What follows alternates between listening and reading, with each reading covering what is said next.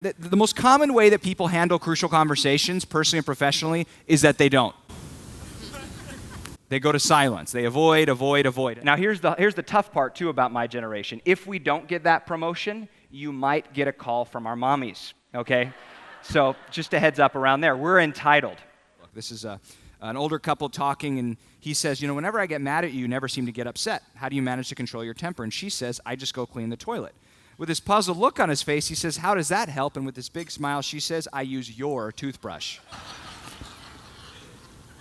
There comes a point at which when you hold in your concerns long enough, they come out.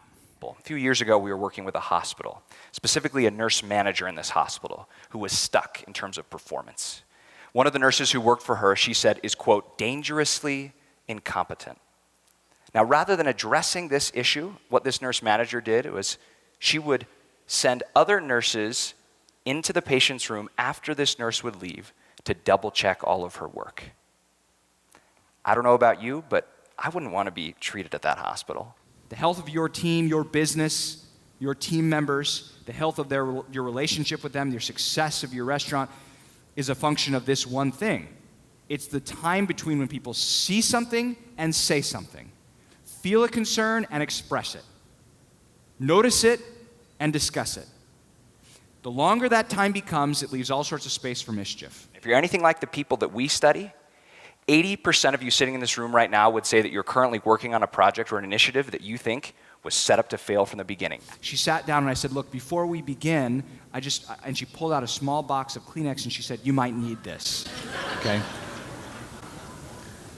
I was working with one of the largest vehicle manufacturers in the entire world, and in the middle of the class, somebody raised their hand and said, you're describing our culture. That's exactly what happens here. They said about 5 years ago, what started to happen was a lot of the employees were trying to contribute meaningfully to the organization. So people were speaking up, they were sharing ideas, they were talking to their managers about new ideas, about how to make processes more effective, innovations. Well, as the employees started speaking up, the management hearing these ideas didn't want to hear it. They would shut down their ideas. They would raise their voices. They would attack those ideas. So as the management became more violent in the crucial conversation, the employees became more silent. A lot of people hear that story and say, that's just how work is, Justin. That's the way organizations work. But it's not just how it affects a conversation. Silence and violence affect everything that matters to you.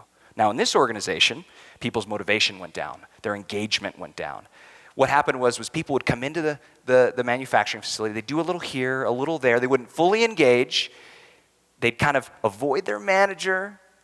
And then they'd pick up their check at the end of the week. It became so common that they gave it a funny little name. They called it $1,000 a week for hide and seek. Now, the reason why most people fail in tough, crucial conversations is they try to solve the bad behavior without first addressing their frustration about the bad behavior. They go right into the conversation with the frustration still on their shoulder, and boom, of course it goes badly. What I'm trying to suggest to you is that the more time you spend in either silence or in violence in your crucial conversations, the worse your results will be.